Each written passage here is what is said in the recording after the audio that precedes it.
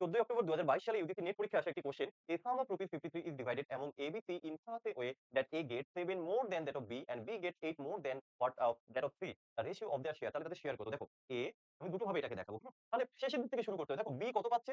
C থেকে ৳৮ বেশি। তাহলে আমি যদি C কে X ধরি এটা কত হবে? এটা ৳৮ বেশি তাহলে আমি বলতেই পারি X + 8 এরপরে A কত ৳৭ বেশি আমি বলতেই পারি এটা কত হবে? এর থেকে ৭ বেশি, তাই তো? তাহলে একবারে ১৫। এবার এদের সমষ্টি কত? 53 তাহলে এবার যোগফলটা কত হবে? এদের যোগফলটা যদি আমরা করি তাহলে দেখো 3x right? 3x equal to কত হবে? 53 15 আর 8 তাই তো? 15 8 এ হচ্ছে 20 23 মাইনাস করে দাও 23 তাহলে x এর ভ্যালুটা কত আসবে?